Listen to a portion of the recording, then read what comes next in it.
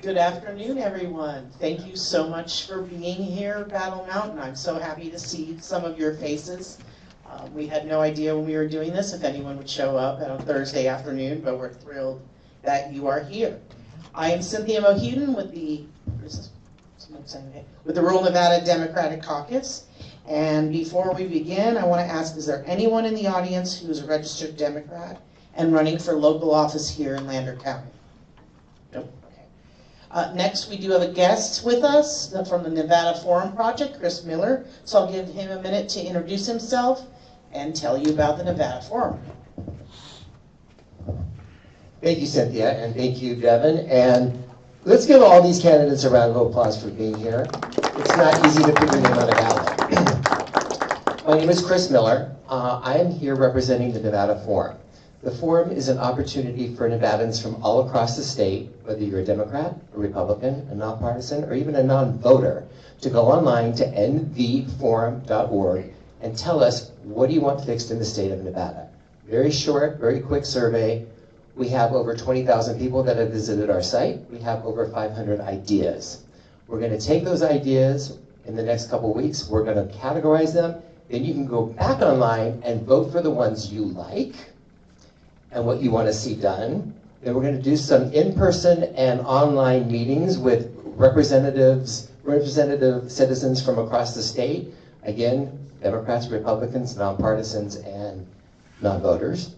And we're going to come down to a civic assembly in the end of August, where we're going to get 50 to 75 Nevadans to talk about all these issues and come up with one issue to take a citizens bill to the Nevada Assembly in 2027. So go online, nvforum.org, have your voice be heard. And again, thank you for allowing me to be here today. Thanks, Chris. And I apologize, I was remiss. I did not introduce Devin Doan, chair of the Rural Nevada Democratic Caucus, the lovely man to my left, who we could not do this without, my bad. And also Marie Bledsoe, our secretary. She's got some surveys. She may have already hit you up, but she will definitely check in with her. She keeps all of us in line and everything running smoothly. So thank you to them as well. All right, finally, let's get started as to why we're here today. We have a large number of folks who took the leap and are running for office to be your Nevada Democratic nominee for Nevada Congressional District 2. This is the most exciting primary I think we've had in a very long time. And this is our second spot. We're really happy to have all 9 of them here today. Immediately to my right is Teresa Benitez Thompson. To her right is Gamael Enriquez. To his right is Greg Kidd. Then Josh Airbay. Abear, sorry. Kathy Durham, Mark Jolly, Matthew Fonkin, Morgan Wadsworth, and finally Samuel White. So the candidates have not been given the questions in advance. They were at the Winnemucca Library yesterday, and I asked 4 questions. The 4 questions today will be different, so you're going to get something special just for Lander. Each candidate will have 2 minutes to answer, and due to the number of candidates, we will only have the 4 questions. The candidates will then at the end have 2 minutes to offer their own closing statement. It's the free-for-all. They can tell you whatever they think you ought to hear. And they're certainly here. This is a small forum. Feel free to come up and introduce yourself if you haven't done so already to your favorite candidate or 2 or 3. So without further ado, we'll get started.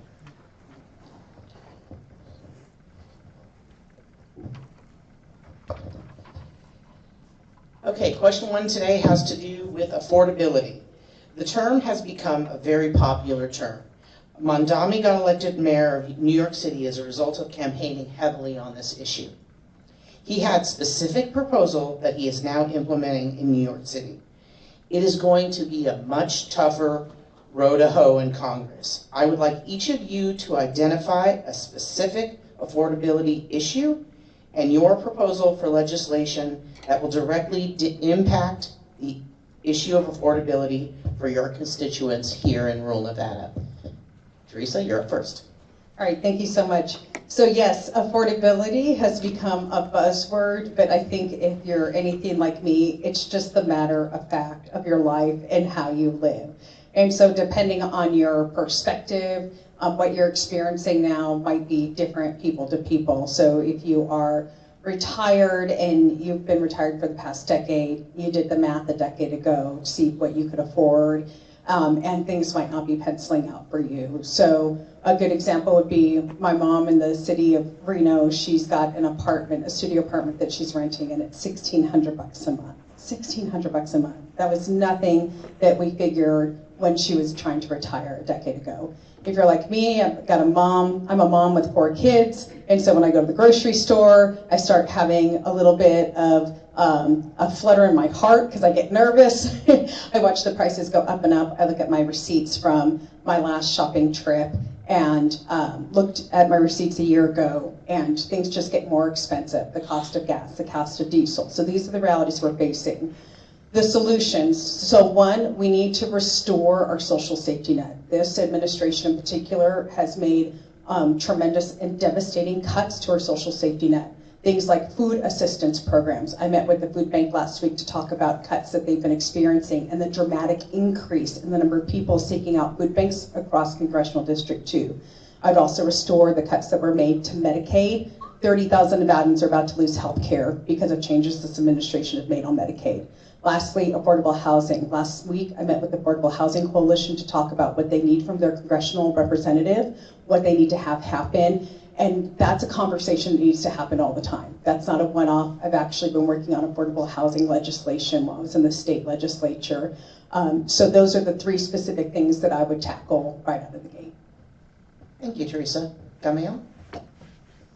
Affordability, the high cost of everything, is a universal challenge for everyone. This is why what sets me apart from every single candidate here is that I am running on a bold, unapologetic, universal economic platform from cradle to grave with a universal basic income, a freedom dividend, just like Alaska has had for the last 50 years, $1,300 transferred to everyone, paid for by the billionaires that do not pay their fair share. Tesla, Amazon, the mining industry. Trump, we have to accept and look at the data that he won not once but twice because he was able to feel the affordability and high cost of everything. We know that he was full of bullshit in terms of actually delivering, but that's why he won. And if we do not address the elephant in the room, we will continue to have MAGA Republicans take advantage of these incremental, moderate policies that divide and conquer and only set the stage for further American fascism. This is why I want to place $1,300 into the pocket of every Nevadan. We haven't even talked about DOGE, the tax cuts, the multiple shutdowns, or automation, artificial intelligence, and the 50 years of economic turmoil that we have. Thank you. You guys are gonna get used to that, it's automatic. The candidate's still working on it. Greg, you're up, thank you. Thank you. So first, I do agree that the social net has to be restored. Healthcare costs are just, we're already unaffordable, and the cutbacks in Medicaid need to be reversed. We need a single payer system. Money and healthcare shouldn't be in the same sentence. More broadly, the tax system we have in Nevada is very regressive. By that I mean, whether it's 7 or 8%, it's paid on everything, including a lot of basics. The tax system the sales tax system should be much more progressive. And so one of the ways to get wealthier people to pay more is tax luxury items at a much higher tax rate.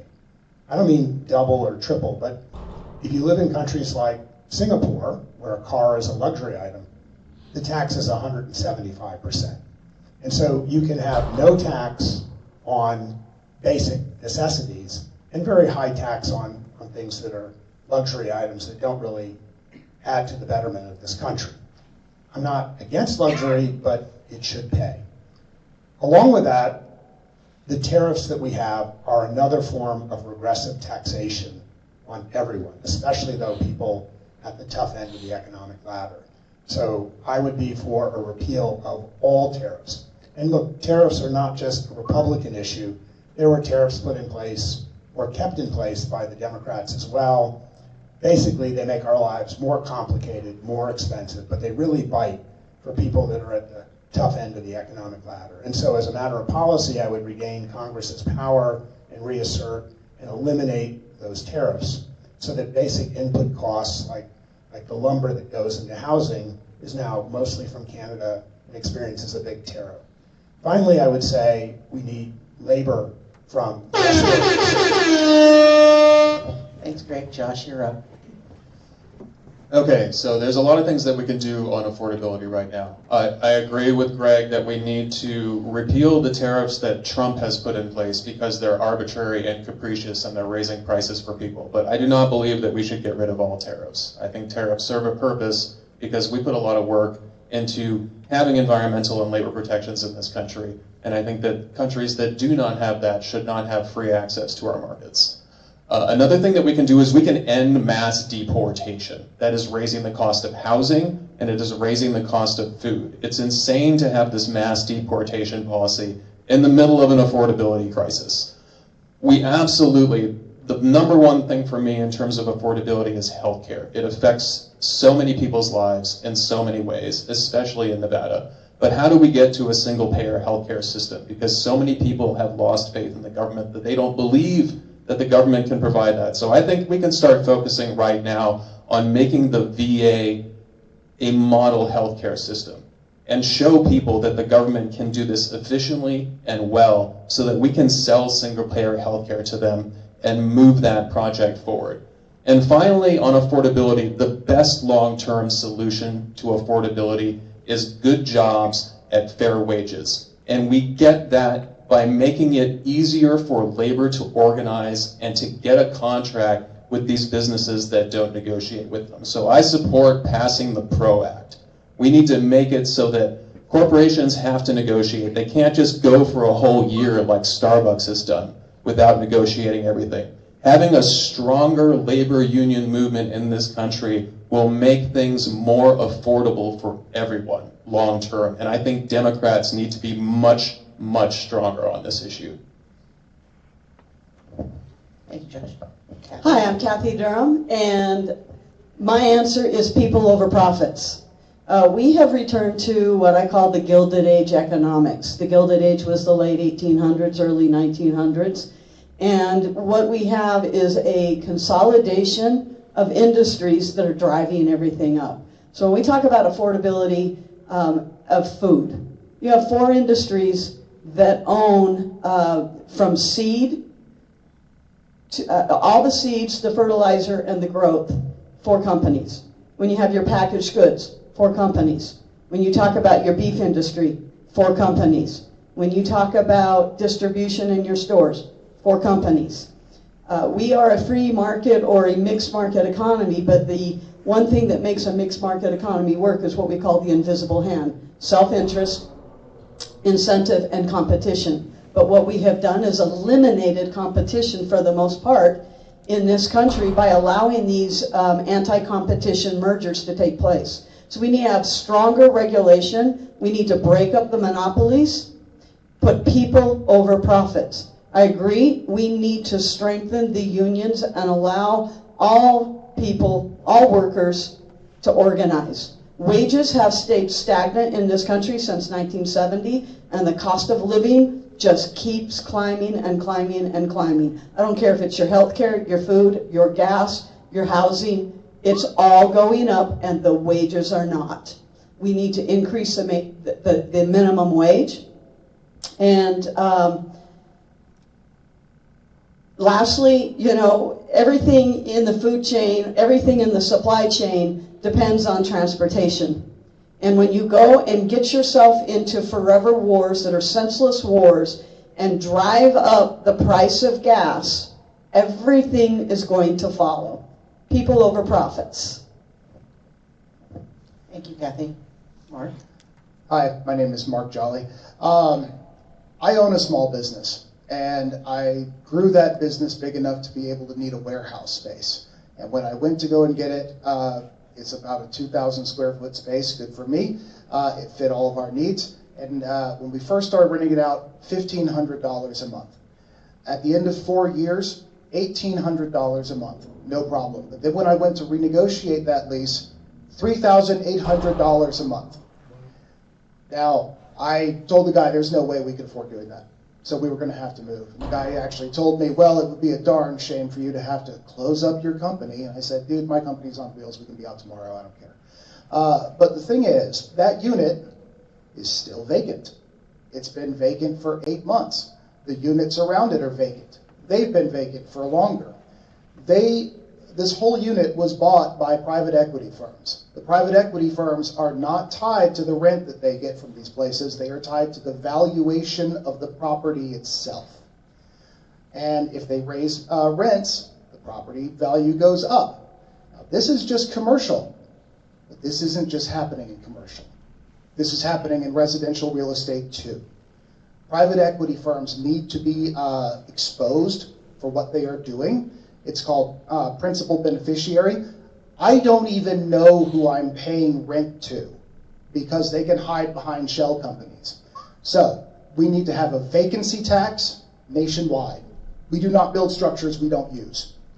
That goes for houses that should be housing people and businesses that could be local and using these spaces. We also need to know who is benefiting from these. They should not be able to hide behind the opacity of shell company after shell company. I want to know if Blackstone is people who are doing this, and this has real effects for the people of my community. Matthew?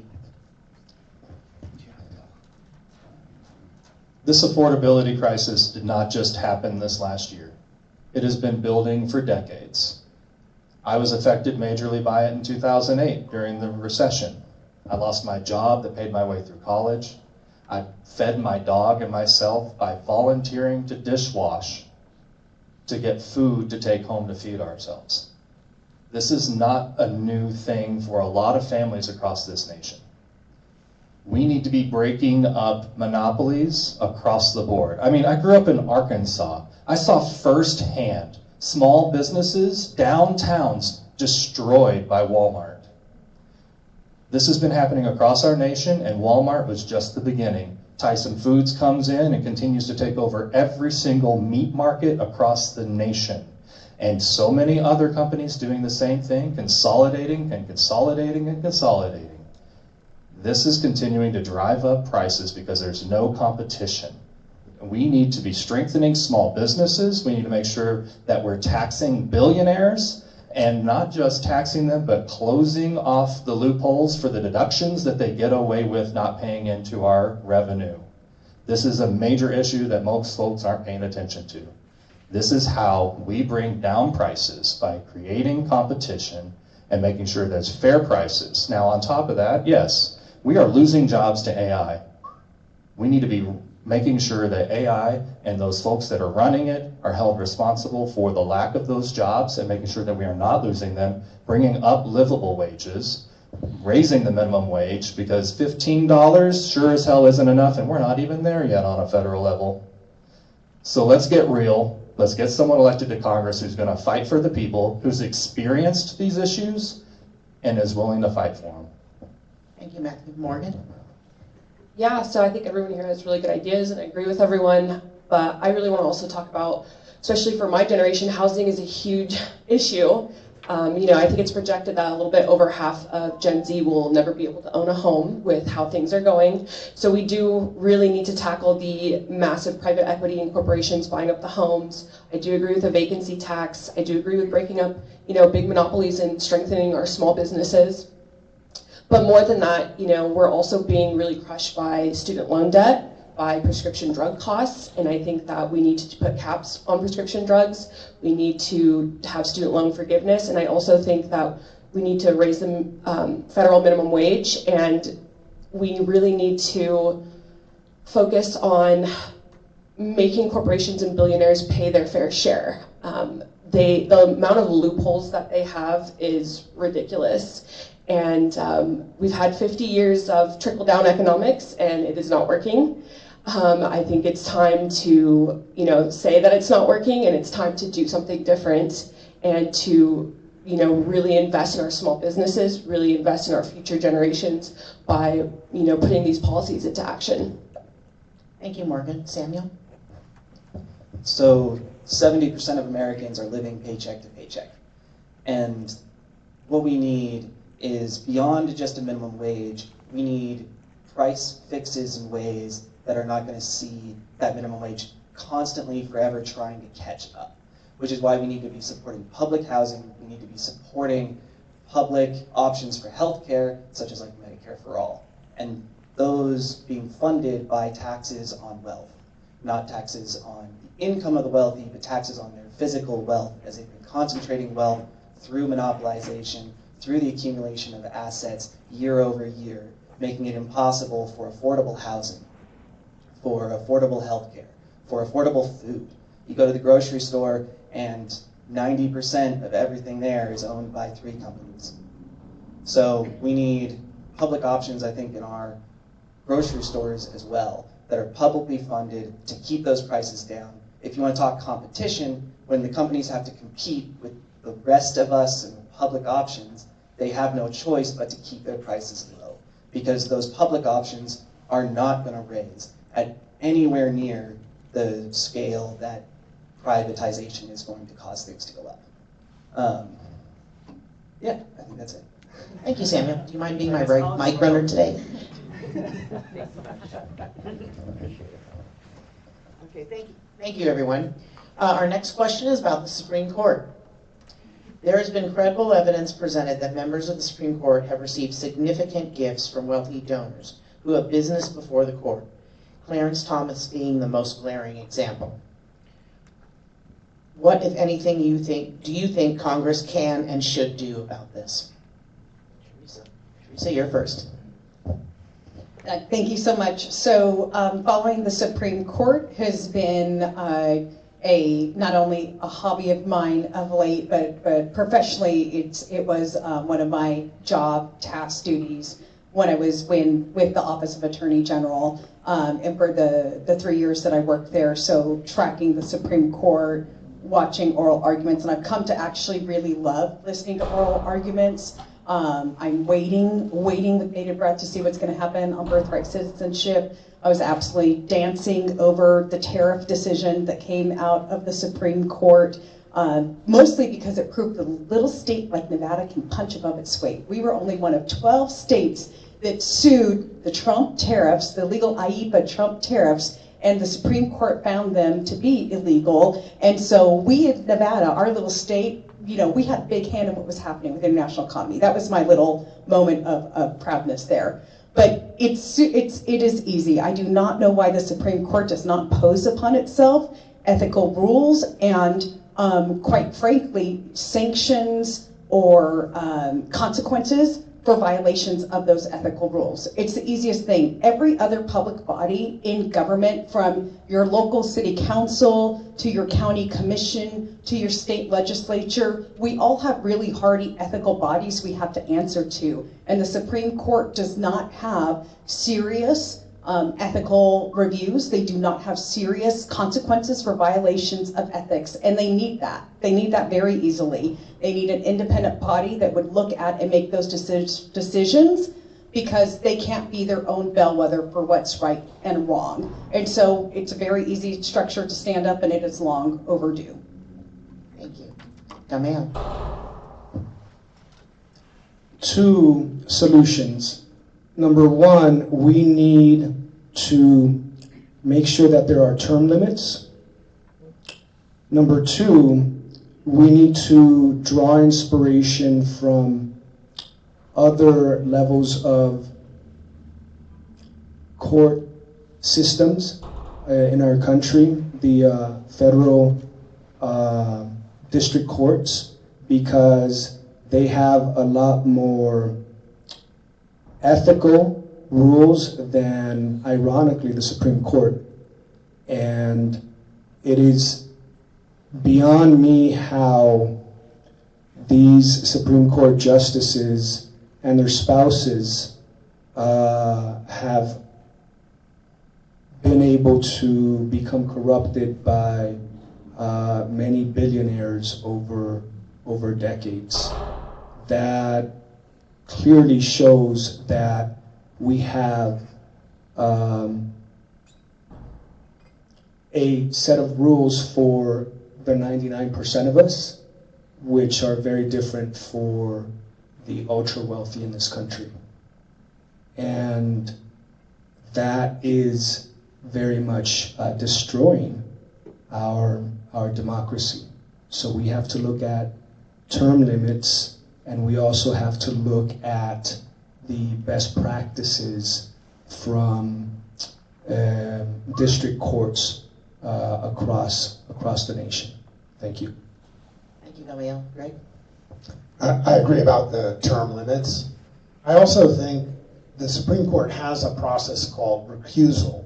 So if you're involved in an issue personally, you have to recuse yourself from the decision. So if there is any question whether a Supreme Court justice has received some sort of influencing contribution or lobbying, they should be forced to be recused from any issue, anywhere remotely related to that issue. So it would make anybody who's intending to influence a Supreme Court justice have exactly the opposite effect, because they'd lose that justice on their issues. I do believe that Supreme Court justices should have an impeachment process. So if there is an ethical breach, there should be a process so you can have a Supreme Court judge removed. I do think Democrats need to be really strategic going forward. It's really terrible how we got into this 6-3 situation. And so we need to take back the Senate. We need to elect or nominate candidates that would not ever think about doing what Justice Thomas has done. So we need to win the Senate. We need to put in term limits, and we need to be able to impeach justices that violate the ethical standards of the office. And in the meantime, any issue for which they've received money or influence, they should be forced to recuse themselves from those issues when they're in front of the bench. Thank you. Thank you. Josh? So yeah, we have huge ethical problems on the Supreme Court. Beyond saying we should impeach them, because we already can. That is the power the federal government has. It's just a dead letter because we can't get anything like that through Congress. We should just ban them from accepting gifts, period. I don't know why we're allowing our Supreme Court justices to accept gifts from anyone. They're supposed to be impartial. We absolutely need to have term limits. I think it should be 12 years, so it's falling in between the presidential cycles. If you assume somebody serves for 8 years, so the next president will be able to make selections. I also believe that we should expand the Supreme Court. We should expand the Supreme Court to 13 justices, one for each federal district. And then I would like to see each seat tied to each district, so that when a seat comes open in that district, then the judges of that district select a panel among their own members that the president can then choose from. So we're getting people who are respected justices from within their own district to serve on that seat. And that would help end this ridiculous politicization of the selection of Supreme Court justices. Because we've had the, I'm blanking on the name of that organization, the conservative organization that puts all of the justices on the Supreme Court. Federalist Society. The Federalist Society, thank you. Yeah, the Federalist Society. We've been getting all of these ideologues for so long. We need to stop this process and depoliticize the Supreme Court. I want to talk about the federal courts in general. We need to massively expand the size of the federal judiciary. We don't have enough judges right now. for the size of the docket. And if we can change the way that we select judges, I don't have a solution for that one yet. Change the way that we select justices to depoliticize that, then we can start depoliticizing our court system because it has gotten completely out of control. Thank you. Kathy?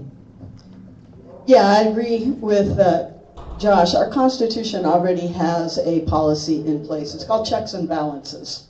And Congress has the right to approve and remove judges. Congress just needs to do its job. We have separation of powers. The judicial branch is not supposed to be part of the executive branch or enforcing and reinforcing the executive branch's policy according to the Federalist Society and these other influencing think tanks. We need to also make sure that we have a strong rule of ethics for judges to follow. There has to be transparency. One of the easiest ways to concentrate wealth and power is to allow the regulators to regulate themselves. And that's exactly what we have done with our Supreme Court. They get to decide whether or not one of them broke the rule or not. And nobody's holding anybody accountable. And that's kind of what it is the reason why we are where we are in this country right now, is we have lost the separation of powers. We are ceding all of the power to a single branch, and we are heading towards an authoritarian rule in this country. We need to reclaim our power. The branch of the government closest to the people is Congress. And Congress, we need to elect people that will go and do the work of the people, not the special interest, not the corporations, not the powers that be. The people are the powers that be, and that's what we need to do. We need to have Congress do its job. We, the people, need to keep the pressure on them. Thanks, Kathy. Mark? Okay, this is going to be a wild one. Yeah, you guys know. All right, 2 minutes. Okay, I think we should change the structure of how the Supreme Court works, period. This is going to require an amendment. Okay, try and follow me here. We dissolve it being 9 members. We then make it so that the 480-something plus federal judges that are across the United States would have to essentially serve jury duty every now and again. When a case comes up that would be a Supreme Court case, they are randomly selected, and they would have to, of course, recuse themselves. That is currently a rule. If they're found to not recuse themselves, they don't get selected anymore, and there's going to be some criminal penalties. But they serve this one case, and then there's a cooling off period for 3 years. That way, there is no chance that you're going to know who is going to be the judge on this case. There's no way that they can benefit from this. There's no, it's called capture. When you have incentives to be able to pay judges, and judges to be able to take that, that judge is captured. That has happened to our Supreme Court right now. If you randomize selection, one case each, cooling off period afterwards, just by the way the structure works, there is no capture. You don't have to worry about term limits. You don't have to worry about stacked Supreme Court. You don't have to expand it. It can work with a function that works a lot like the system that we already have for this, and it could be implemented with an amendment. Some of the stuff that we're talking about would require an amendment anyway. I'm just saying this works better. And come and ask me about it if you got any questions, because I know this is a wild take, but you know, it's cool. Thanks, Mark. Matthew? Supreme Court makes major decisions that affect all of our lives. I remember Don't Ask, Don't Tell being repealed. I remember marriage equality being approved through the Supreme Court, right? And right now we've got cases where the Supreme Court just essentially legalized, I don't know why I'm messing up on this one, but conversion therapy for the LGBT community, right? They just essentially said, this is legal, you should do it.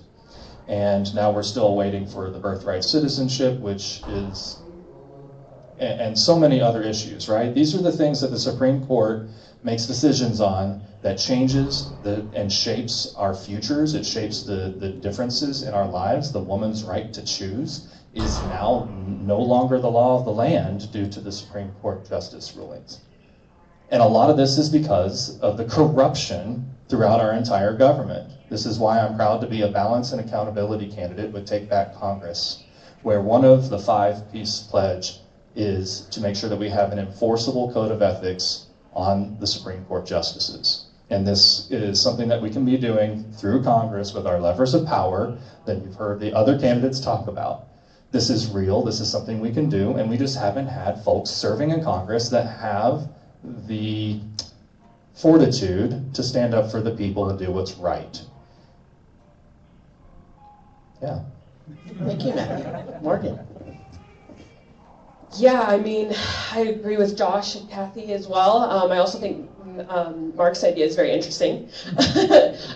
We definitely need to have ethical oversights. We need to be banning gifts to the Supreme Court.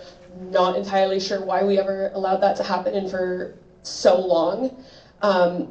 When it comes to the Supreme Court or being a judge in general, the whole point is to be an objective force. And we've gotten so far away from that and for so long.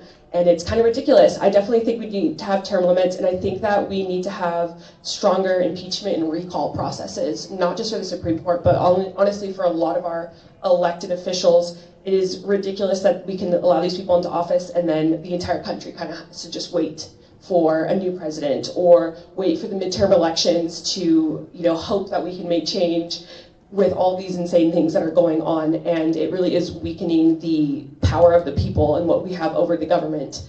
And I definitely want to see the Supreme Court expanded as well, and I think that will play a huge role in kind of balancing what we're seeing going on with the Supreme Court. So I think we need to definitely be addressing the ethics issues in the Supreme Court. I believe it should be expanded, and I believe that we should be having term limits on the Supreme Court appointees.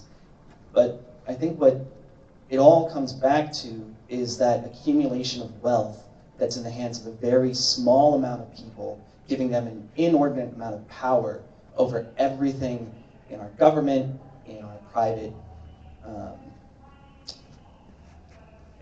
businesses, in our lives, and we need to be focusing on wealth taxing these people so that they cannot sit there and accumulate, and have the ability to present these absurd gifts and to present these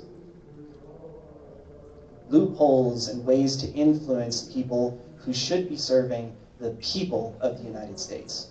And without those kinds of regulations and those kinds of limitations on the amount of wealth that these people can accumulate, it will just continue to be an issue that they're going to be influencing our politics and the people who should be working for us. Thanks, Amy.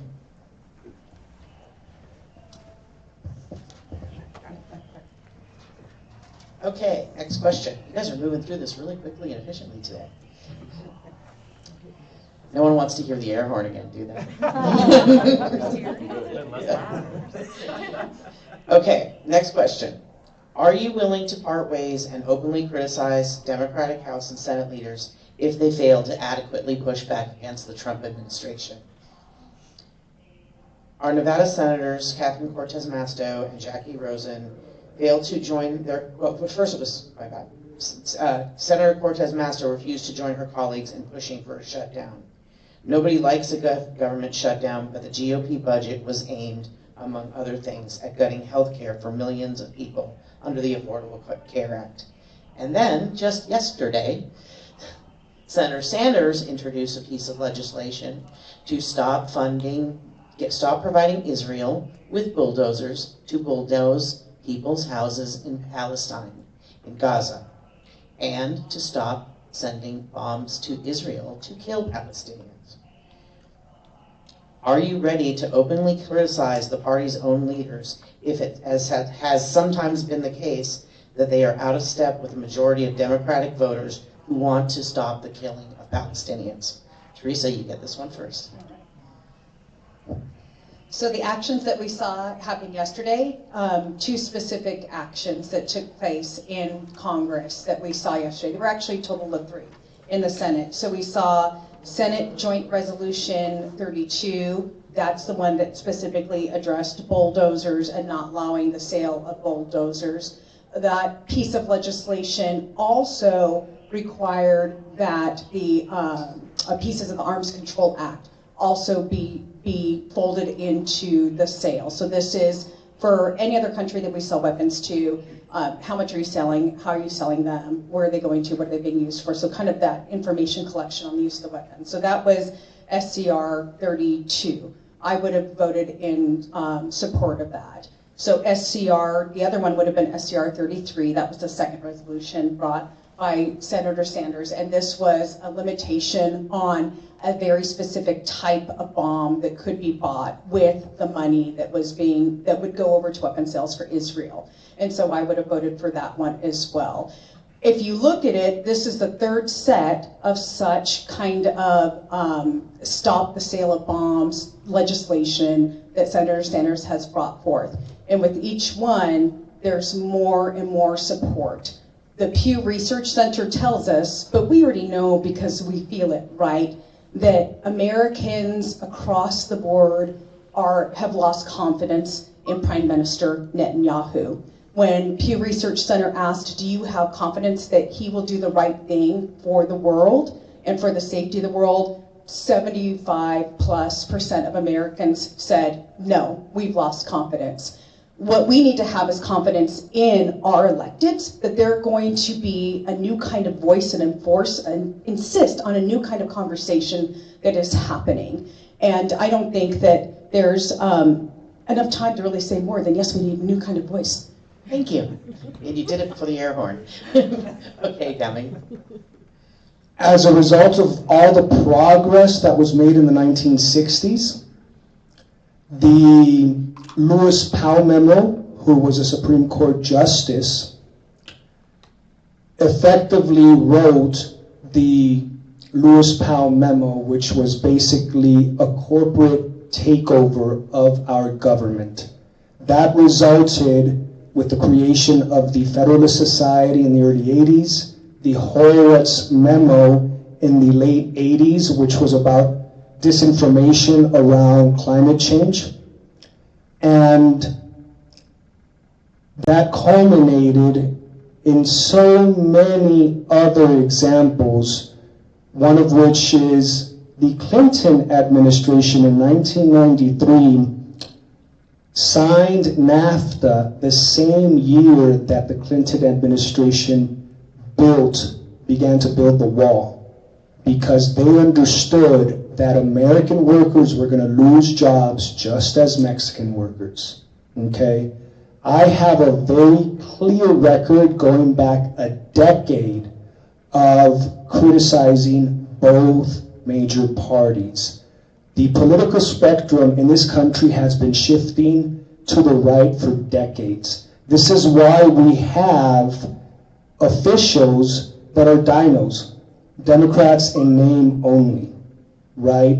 This is why we have a demagogue in the White House that is an American fascist. This is why 2 years ago I was a lead activist for Nevada's ballot 3 measure, open primaries, top 5 ranked choice voting, because I saw the writing on the wall that we would effectively have a one-party system, and we need to open up other points of view. Thank you so much. Thank you again. Greg? So Nevada is a purple state, and some of our representatives live in districts that actually voted for Trump, and they are trying to get reelected. In general, I support our congressional representatives voting their conscience and also listening to their representatives.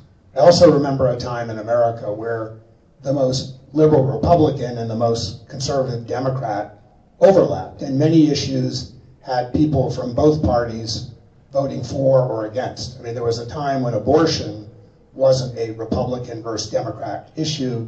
There were many Republicans that were pro-right, pro-choice, and voted for abortion. So I'd like to see Congress work where Congress people are, regardless of their label, voting their conscience and also voting what they think is in their best interests of their constituents. And I sure as hell expect them to get criticized for that by their people in their district. I don't expect them to always be 100% aligned with the people in their district because, you know, it is not a direct democracy. That's why we have things like the Electoral College and we have Congress. It is not mob democracy, it is representative democracy. And there are going to be times when your representative and the body politic disagree, or some noisy part.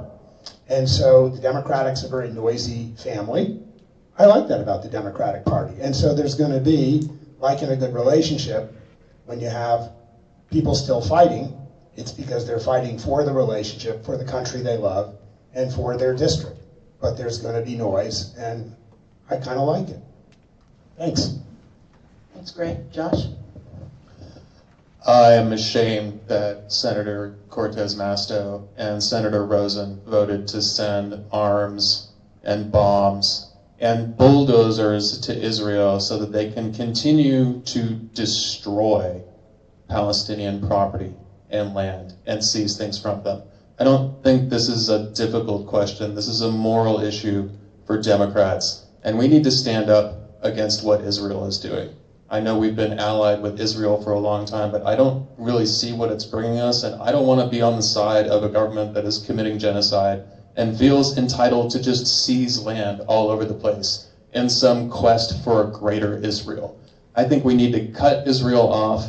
We need to stop sending arms to Israel. I will not vote for more funding for Israel. They are a false friend. And when it comes to criticizing our representatives, I believe that we do need to do that. They need to be held accountable to people within this party because they're supposed to be representing us. Right now, the Forest Service is being destroyed by the Trump administration in an extraordinarily illegal fashion. In the last budget, there were specific rules put in that would prevent the Trump regime from doing this. But they're going ahead with it anyway, and it is going to have a severe impact on Nevada. They're closing down a research station in Reno, and our forests will be ruled from Utah by a logging executive.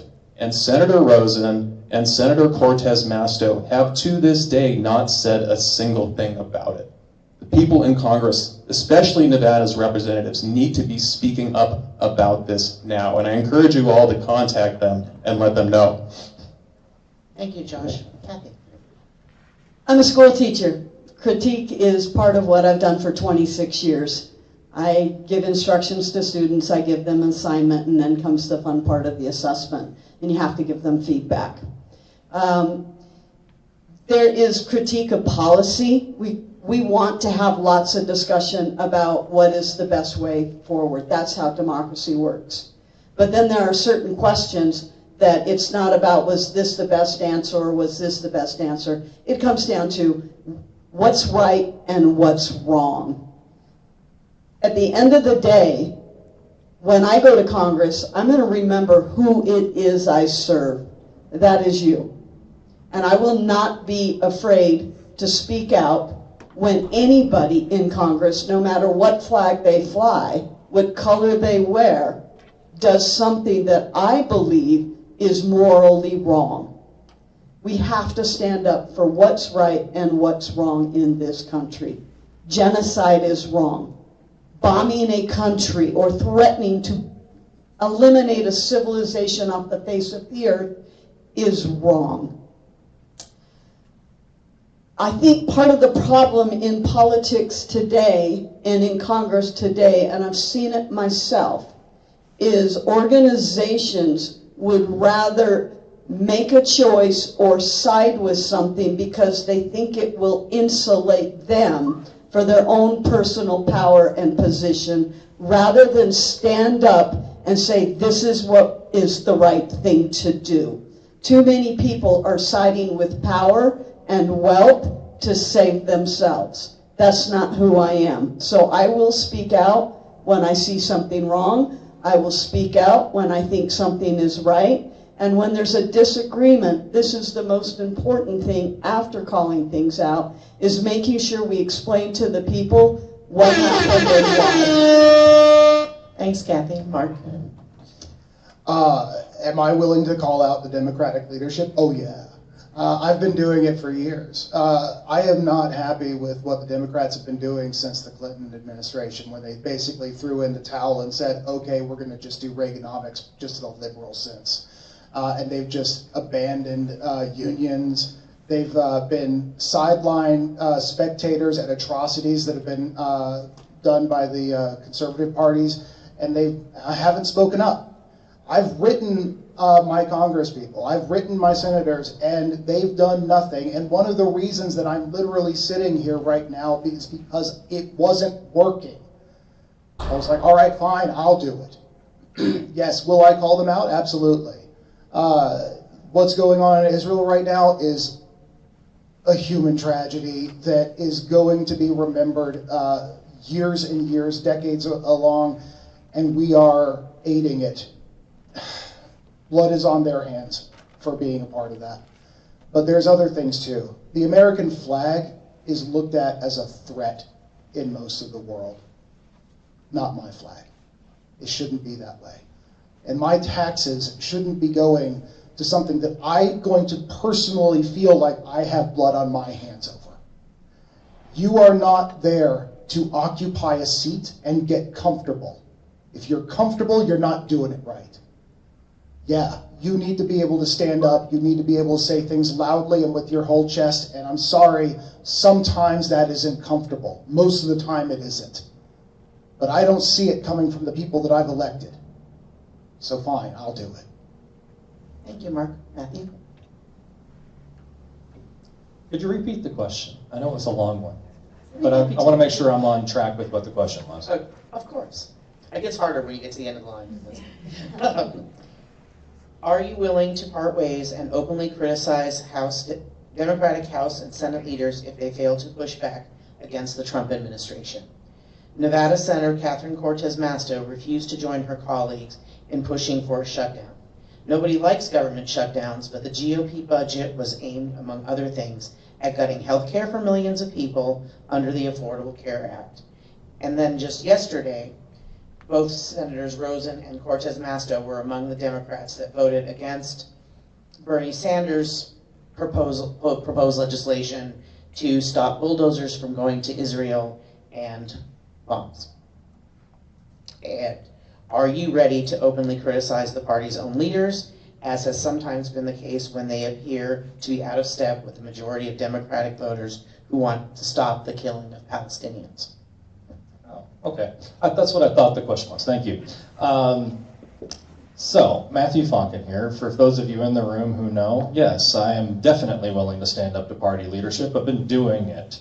And I've been doing it for the last decade by being participatory inside of the Democratic Party operations.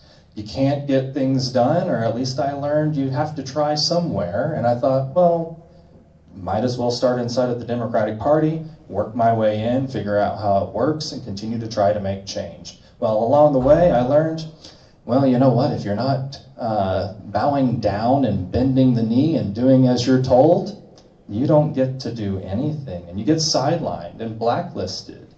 Oh, this is a real thing, by the way. Lack of work for at least 11 months because I stood up for what was right. Yes, I will speak out when it's wrong.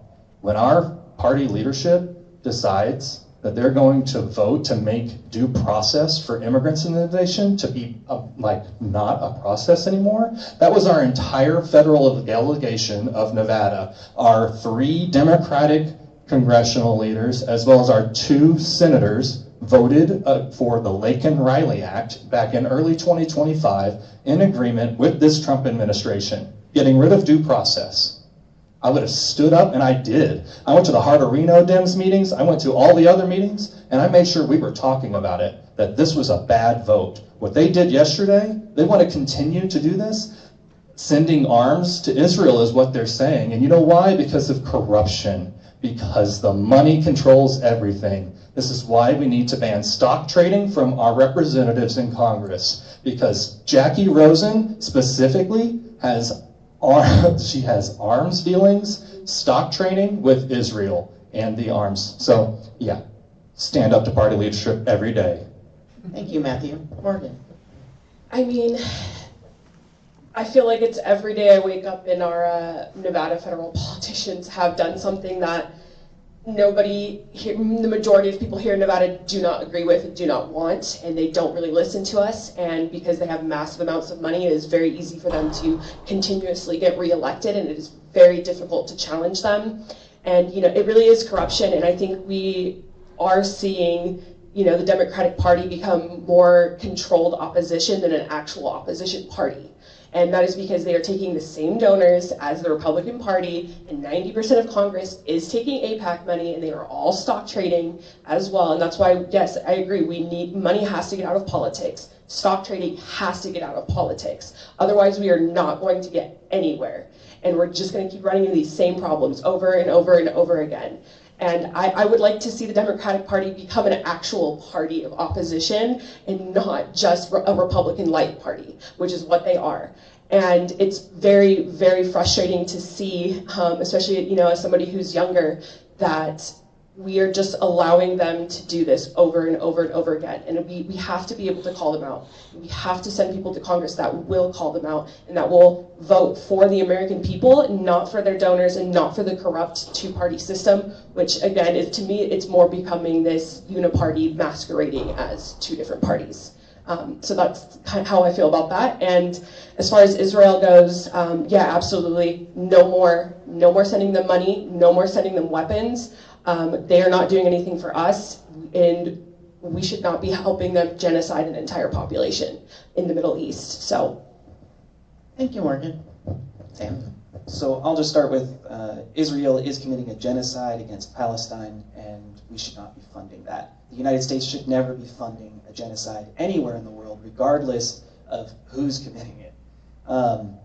As far as calling out leadership, calling out other Democratic members that are going against what the people actually want, yes, we need to be calling them out, and we need to be primarying them out of office. We should be supporting these. We should be supporting primary candidates who aren't taking corporate money, who are for the things that the American people are for. Things like universal health care, universal child care, bringing down housing costs, putting taxes on the wealthy. These things are things that everyone can agree on that we need to be doing, and we need representatives that actually will put forward that legislation, that will vote for that legislation. And if they won't, we need to get them out of office. And we should be supporting every effort to do that. Because right now, the people in office do not represent us. They haven't been, and they don't. We wouldn't be where we are now if they represented the people of the United States. And so we need to be focusing on efforts to pull them out of office. Thank you, Samuel.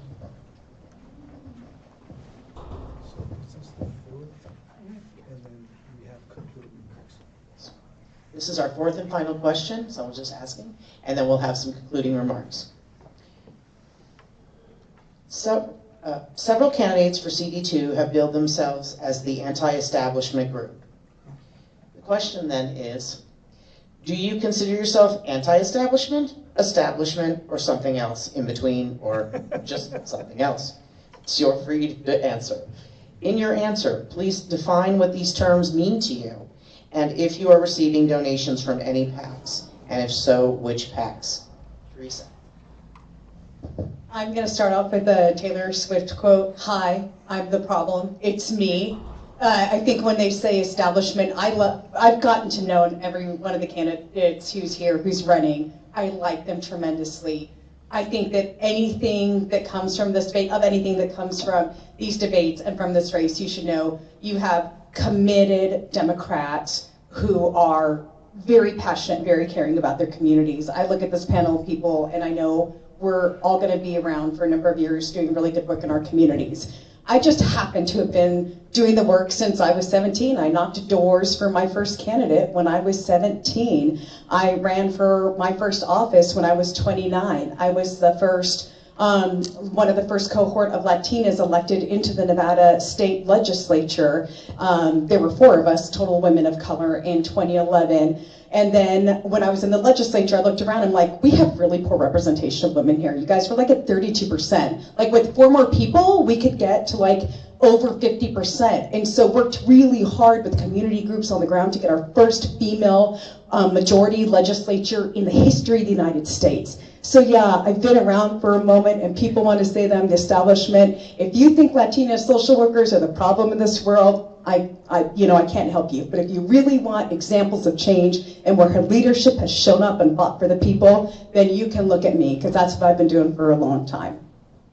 Thank you, Teresa. Tammy? I have the most clearest record of being an anti-establishment activist and campaign manager for at least a decade in the Silver State.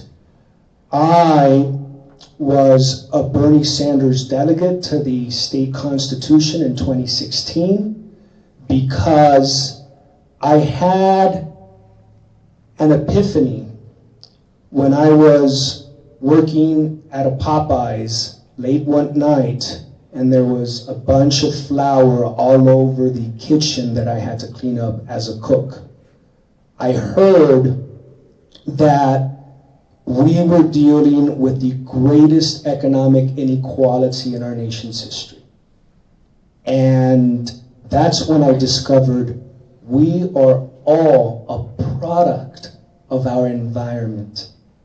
Political, economic, social policies designed to hurt the 99% of us while the 1% benefit. Warren Buffett said about a decade ago, yes, we have class warfare, and it's my class that's winning. So I very much have been an anti-establishment figure. The political spectrum has been shifting for decades. I believe the silver lining with Donald Trump is that that establishment is being destroyed internationally and domestically, and we have the opportunity of a lifetime to truly reform it in a way that is truly equitable, based on human rights, human dignity, and human freedom, and that is what my platform is about. Thank you. Thank you, Diane. Greg?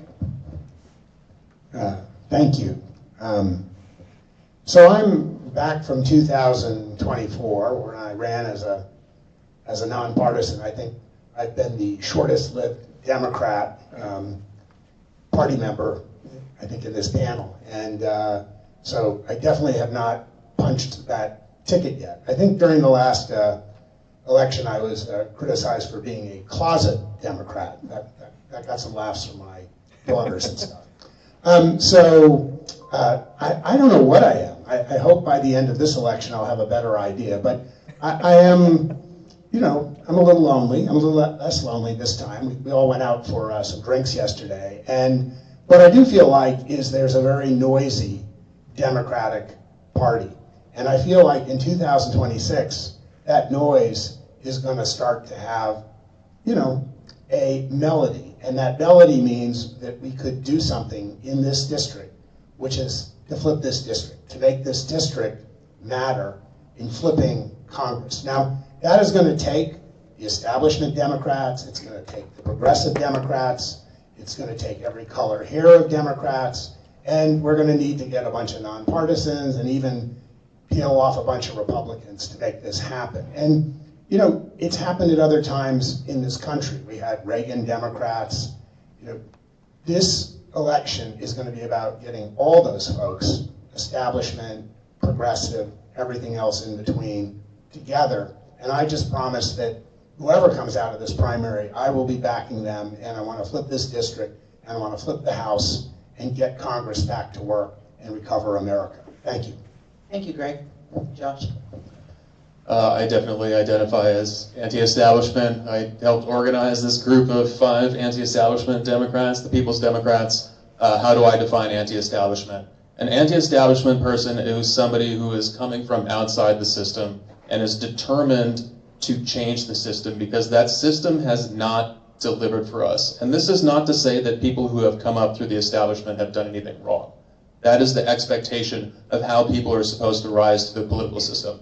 But we have enough of those people in Congress. They are the ones who have led us to this place. And we need more people in Congress from outside the establishment, coming in with new ideas, who are willing to do things differently, to try to find ways to shake things up and change things. Because the way that we have been doing things are not working. And that is why so many people have lost faith in the system and have lost faith in us as a party. In order to restore that faith, we need to be starting to put different people into Congress who are going to take a different approach to things. That is something that I'm going to do. We've been talking a lot about all the things that we want to get done, but we've also been talking a lot about big money. The reason that it's so hard for us to get anything done is because big money controls everything and everybody. It's why everybody feels the system and everybody in it is corrupt. And until we fix that problem, we will struggle to get anything done. Which is why the centerpiece of my campaign is built around a constitutional amendment to get big money out of politics for good that I'm calling the Ban Big Money Amendment. And it is not just a symbolic gesture. It is meant to be the centerpiece of a strategic plan to inspire people to become single-issue voters on this issue. Because the only way to get this done is with a popular movement. Thanks, Josh. Kathy? I'm Kathy Durham. I'm a wife, I'm a mom, I'm a nana, I'm a great-grandma, I'm a teacher, I'm a proud rural Nevadan. Those are my labels. Those are about the only labels I like to even talk about. I've often been asked, are you running as this, or are you running as that? And I ask people to say, I tell people, ask me an issue, I'll tell you where I stand, and you can tell me what I am. I just don't really care for the labels because the labels are what divide us. And then if we can label ourselves and then fight amongst ourselves, it can keep us distracted from where the real fight is. And it's been mentioned before, it's class warfare. It's a top versus bottom fight right now. And so I think it's good that we have lots and lots of voices with different perspectives, different ideas, different backgrounds, coming and discussing and debating and criticizing and proposing ideas. That's what democracy looks like. I'm here to represent the people of Nevada, CD2, if that's what the people want. But again, the system, we have lost faith in the system, but I think that's because we've gotten distracted with the system. And we need to just go there and remember who we work for. We work for the people who elected us, and that's what I will do. Thanks, Kathy. Mark? Let's see. Am I anti-establishment? Well, I'm a punk. But more so than that, I'm a punk that listens to the lyrics. Yeah, I said it. And I know I'm dressed up like a news anchor right now, but I am wearing my combat boots. I just left the spikes at home. Now, to all my fellow punks out there, might I say, oi?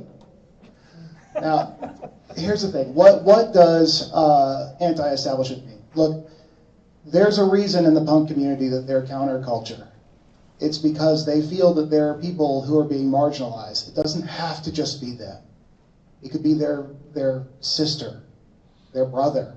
It could be their friend. It could be anybody in the community. The whole thing with punk community is that they want everyone to be a part of it. They want everyone to feel like they belong.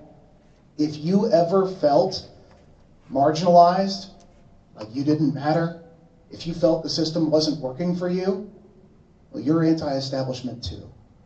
So yeah, am I anti-establishment? That is my core ethos. And it's something that I want to bring to everything that I do.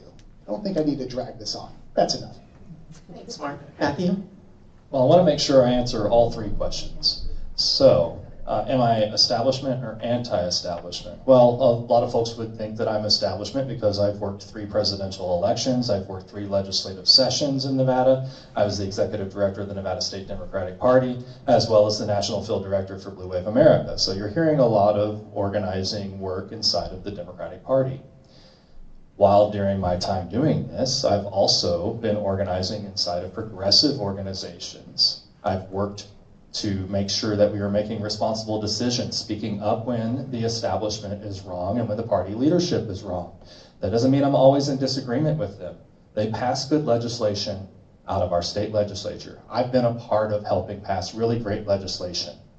And I'm proud of that work, and I'm proud to have been able to work right there in legislature with Teresa Benitez Thompson and the first female majority legislature we ever had in the state of Nevada and the country.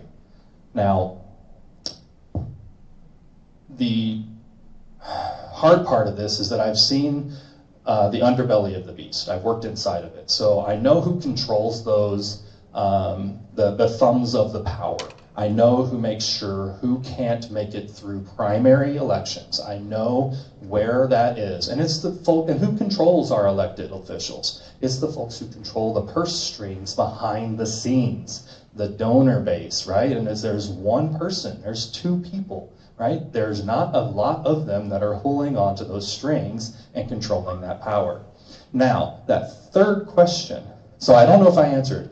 I'm anti-establishment, even though I've worked inside of the establishment, because I believe in the future of this country, and that's why I'm running for office.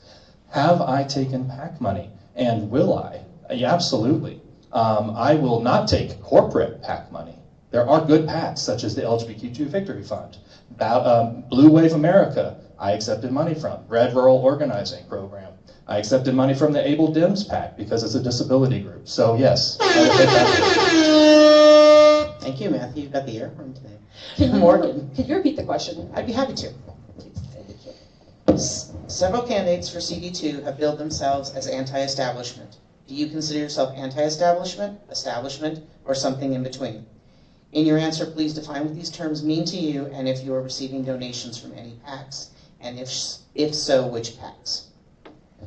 So I am a part of the anti-establishment group, People's Democrats, and I would definitely say that I am anti-establishment. I mean, since starting my race, I have been pressured from multiple sides to drop out. I have butted heads with the establishment leadership, which is, party leadership in Nevada. We have a very, very strong party leadership here in Nevada. I'm sure many of you guys have heard the term the Reed Machine, Democratic Party with all the unions and all of that. They have created a very tight-knit system. That's not always bad, but it is very difficult to navigate unless they kind of tap you and pull you into it. That is very difficult. No, so I am anti-establishment, and as far as PAC money goes, I have not taken any PAC money, but as Matthew said, they're not all PACs are bad. Many of them are grassroots funded. Many of them are for good causes. I will not be taking corporate PAC money or APAC money at any point ever, and I never have.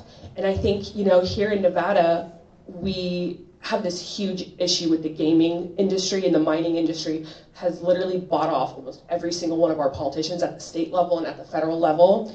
And that is a massive problem, and that they are also a part of the establishment, and they donate to both parties in our state to be able to do whatever they want here with no regulation, no oversight, and it has caused this massive corruption problem here. And I cannot forgive any politicians that have ever taken money from them in the past, now, or in the future, and I definitely think that, we, as I've said earlier, we can't be electing people that take corporate PAC money ever. And that is, the establishment is exactly that. It is taking this massive amount of money from the billionaires and the corporations. So yes, I am anti-establishment. Thank you, Morgan. Samuel. As also a member of the People's Democrats, one of the 5 members here that are part of the anti-establishment group, I don't have any, I'm not taking any PAC money, but same thing, not all PACs are an issue. It's corporate PACs. We're talking about corporate-funded politicians. And I think that goes into the heart of what anti-establishment is. It is the politicians, like we talked about earlier, that are for corporate money, for their own interests. They're the politicians that are enriching themselves in Congress by doing stock trading and insider trading. They're the politicians in Congress who have been accepting money from AIPAC and voting to send weapons to Israel. These are the people that are the establishment. These are the people that we're trying to oust, the people that we're trying to fight against. And as an anti-establishment Democrat, my goal is to never take corporate money and to speak up very loudly against people who are not fighting for the people of the United States and fighting just to enrich themselves. Thank you so much, Samuel.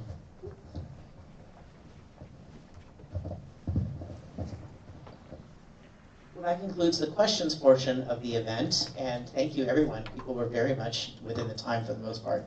Now I'm going to move it on to closing statements. This is the opportunity for candidates to conclude by sharing a little about themselves. This is a free-for-all for them to tell you what they think you need to know about them, and hopefully with an emphasis on how we are going to flip this district. Some of our candidates have talked about that tonight, and I think that's just the overriding theme of what we want to accomplish with this tour, is talk directly to folks and how we're going to turn this district blue for the first time ever. So Teresa, you get to start. Okay, so I'll start with who I am. I'm Teresa Benitez Thompson. I've lived in Reno since the age of 4, so I've been here solidly 44 years. I can't call myself native, but I think I'm just about as local as they come. Went to UNR. I did leave the state for 2 years. I gotta admit, I went away for 2 years. Got my master's degree at the University of Michigan, Ann Arbor School of Social Work. I loved it, Michigan. I enjoyed my education there very much. But if you've been to the Midwest, you realize that when you go there, the sun goes away for 4 or 5 months, and there's just a dark, heavy cloud. And I realized I'm solar powered. I need to be where the sun is. I need sun every day. So I came back to Nevada. My husband and I have 4 children. We're raising all of our children here in Nevada. I'm a social worker, as I mentioned, by profession, and I worked in foster care for finding adoptive children or adoptive homes for children in foster care that were legal orphans, had to be removed for one reason or another. And I love that work that I did. I can't tell you how important that work was to me, working with the kids in foster care. I then did medical social work for 15 years, and I carried a rural route. So I had patients in Silver Springs, I had patients in Carson City, Fernley, Fallon, Stagecoach, Dayton. I went as far south as Douglas County and Fish Valley. And I learned a lot about what it means to respect people when you walk into their homes, and to meet them where they're at, and to value and appreciate the lives that they live. And I've taken that with me throughout my career. I served 12 years in the legislature. I always focused on policies that would benefit people, voted to increase the minimum wage in Nevada, voted for paid family leave, voted to expand educational resources for our kids, voted for increased behavioral health needs. I care about the condition of people, and that's the type of policy I'll focus on. Thank you, Teresa. Oh yeah. Gami Enriquez, there are 7 elements that make me truly unique and the best to win the primary and the general election. Number 1, I have unique lived experience. As a result of economic inequality, I dropped out of college, became homeless, went through the system, survived on SNAP, minimum wage, got my master's in public administration and policy from the University of Nevada, Reno. I have over 20 years of international relations and political science experience. Number 3, I have the most bold, clear, universal set of economic policies. $1,300 transfer paid for by billionaires that do not pay their fair share to address the high cost and our affordability challenges. Also, I understand that the power of the people is stronger than organized money. We saw that as the people ousted Mark Amadei. I'm also the only Latino in the race. And finally, not only am I a small business owner, I have also been door dashing for the last 5 years across the entire district, which means I've been building relationships with small business owners, working folks, and doing voter outreach to everyone, particularly our Hispanic and Latino brothers and sisters. And finally, what makes me truly independent is I look at the data and I do not center myself on ideology. Thank you so much. Thank you, Gami. Greg? Hey, I come from the cycling world, and there's a big race. It's called the Tour de France. And, you know, no Frenchman has won the Tour de France for over 40 years. And that's because a lot of the French teams and the French riders, they're all competing to be the first Frenchman in the Tour de France. And that strategy hasn't worked for them for winning the overall. I kind of took note of that. 2 years ago, I came to the Democrats and I said, hey, you know, it's been really tough for anybody running for this district. This district was carved out as basically a safe seat for the Republicans so that the Democrats could pretty well hold the other 3 seats. It was a concession made. It was a kind of a deal with the devil. And I asked, I said, what do you think? Do you think it would be better if I ran as a Democrat or as a nonpartisan? And, you know, we took a roll of the dice and we tried nonpartisan. We got Mark Amodei down to 55%, his lowest vote tally. But still, during a year of a red wave, it wasn't that close. This year is different. Mark's out. We can argue about why Mark's out, but he's out. It's an open race. I was committed to this race before Mark dropped out. I'm having a hell of a good time now because it's not lonely. Last time it was very lonely. My focus is whoever comes out of this primary, we want to flip this seat. We want to flip this seat because it's both good for the state, it's good for the people here, but it is super important for the country because we want to flip the House. This district is tough. We need 20% plus turnout for the Democrats, 20% down for the Republicans, and we need to win 51% of the nonpartisans, and we flip this seat. I'm here to work as hard as I can to do that, whether it's me or someone else in this room. Thank you. Thanks, Greg. Josh? All right, well, so what Greg just described is an example of establishment politics that I don't like, which is where somebody like Greg gets together with the party leadership and they decide how they're going to do things. I don't think that's what we should have primaries. I think primaries should be like this, and Democrats should not be waved off. But anyway, I'm a native Nevadan. I was born in Reno to Nevada parents, but I haven't lived here very long. And I know it's crazy for me to do this because of that, but I'm no stranger to that because I am bipolar. I don't want that to freak people out. I have spent most of my life learning how to be this way, and I understand it. And we need it because I have been thinking outside the box my whole life because I have no choice.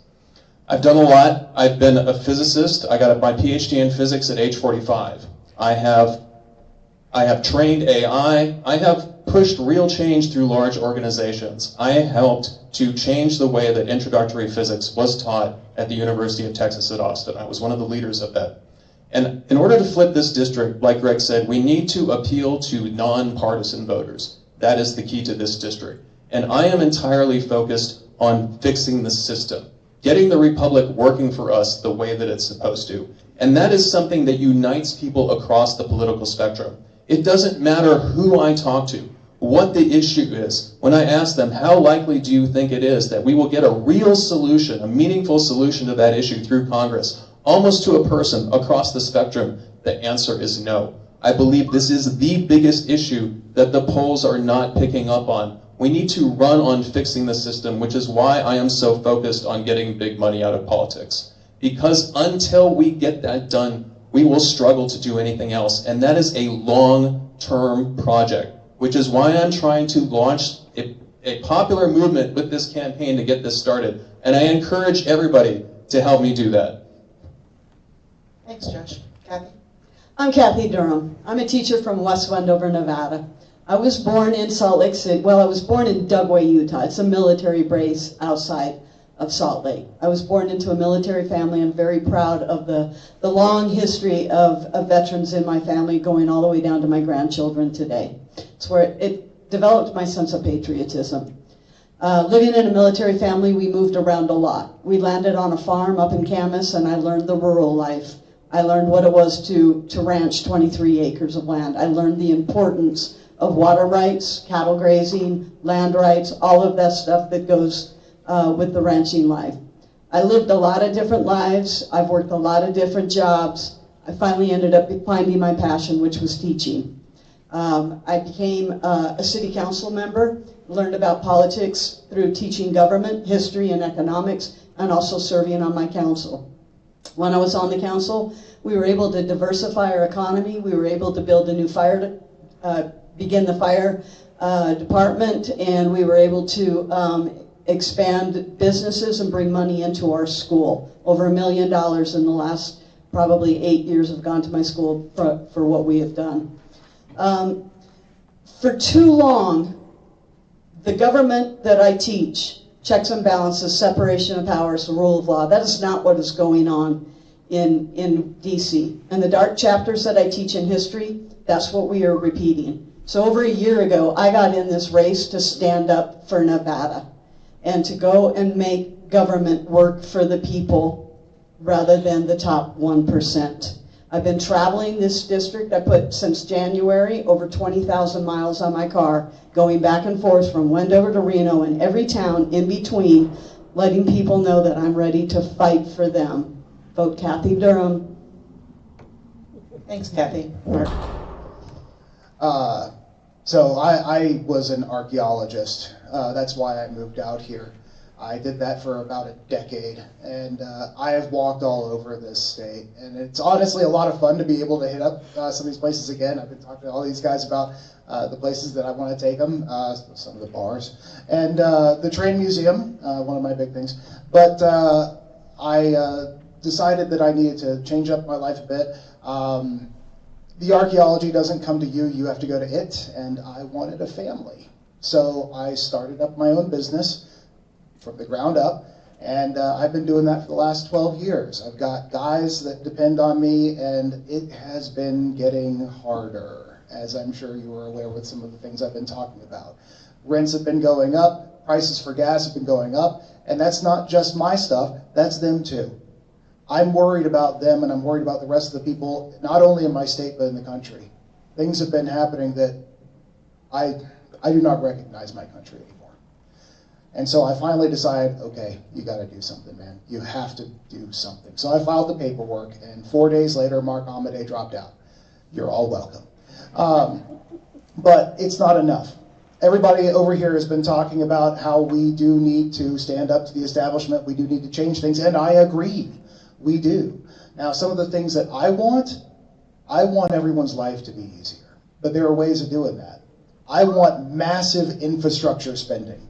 We are long overdue for a national rail line, and all of the other developed countries have these, we just don't. This could bring jobs and technology to our country, help with logistics. I want universal health care. That's not even a question. If you aren't on board with that, I'm not your guy. And I want for housing prices to come down. The price of living should not be anywhere what it is right now, and again, that is subject on us by the wealthy. Thank you. Thanks, Mark. Matthew. Hello, everyone. Matthew Fonkin. I was born and raised in Arkansas on a rural horse farm.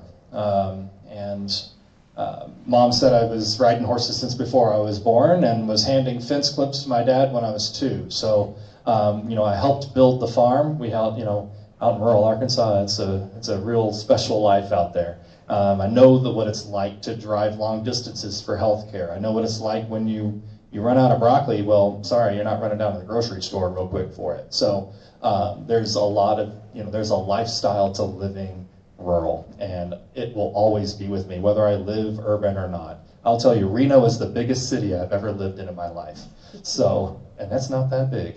So, but, in life, growing up, working on the horse farm, building my own Boy Scout troop with my brother and my friends, went to the University of Arkansas, first in my family to go to college, worked my way through college, had to drop out because of the recession, worked my way up through the restaurant industry, from a dishwasher, becoming a trained chef, to then becoming a general manager of fine dining restaurants, and did that for a decade. And then moved out here to Reno in 2016 to get involved in politics for the first time in my life. And I built from the ground up again. I remember when I got out here, they gave me the hardest turf, is what they said, to organize. I had 0 volunteers, and I kept trying, I kept pushing, I kept calling, I kept doing the work. And that is the thing that has gotten me where I am today, is that I've never given up. I continue to fight for everything I have, and I continue to do it because I have the drive for my family, my friends, and my community, and I want to make sure that we're all being protected and have brighter futures. I'm Matthew Fonken. I'm running for Congressional District 2. I hope to earn your vote. If you have any more questions about me, please come to me. Go to my website, fonkenfornevada.com, and on your way out, grab a Honkin' for Fonken bumper sticker. Thank you, Matthew. Morgan, I'm sorry you have to follow that again. I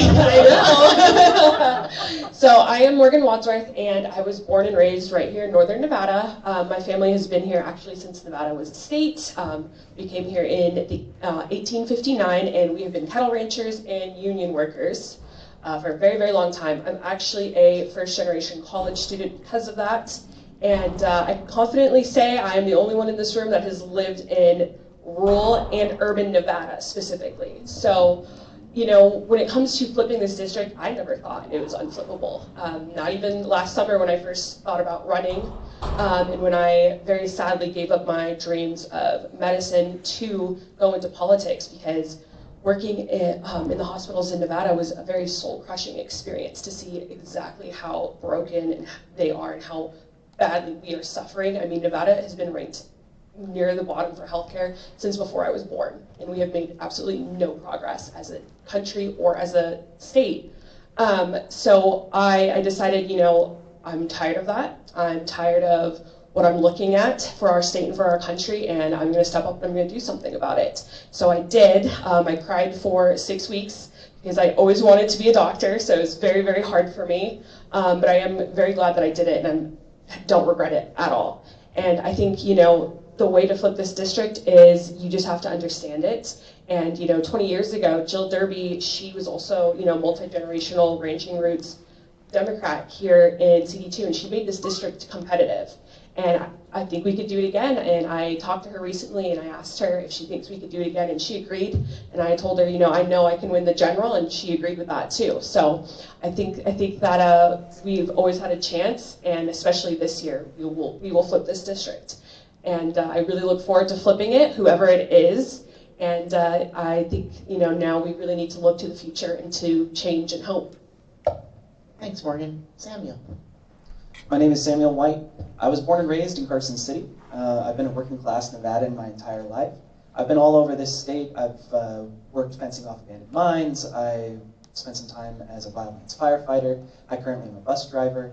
And I have been disappointed over and over again by the representatives that I've been having to vote for in my elections. I have been fed up and tired of this system where I've had friends crying because they're stuck and not being able to afford housing, not being able to afford their car, not being able to afford food, while they're working full time, because we're stuck in this system where our representatives don't actually represent us. And so I wanted to make that change. So I am here to represent the people of Nevada, and I'm doing that through the I do that through the Democratic Party.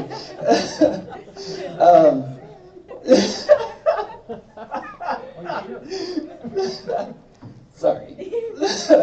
So I'm doing that through the Democratic Party. Unfortunately, there is not a third viable option. That is something I would like to change. I would like to get ranked choice voting, not just in Nevada, but across the United States, so that we can have viable third-party platforms and viable third-party candidates who actually will represent the people that they're supposed to. Thank you. Thanks, Samuel, for closing us out. All right, thanks again, everyone, for coming, and I want to thank the candidates. I don't know about you all, this is our second stop. I am having so much fun. This is really warms my heart. I feel like we're finally getting some grassroots democracy. We have a choice this June, And I'm really excited to bring these folks out into the rural Nevada because that's our job. We're the Rural Renegades from the Nevada Democratic Caucus. Please feel free to see us if you want to join up with us, and feel free to chat with the candidates, and I'll look forward to seeing you all on Saturday in Elko. Thanks again. Love you all. Let's give a hand to Cynthia and Devin for putting all this on and organizing everything.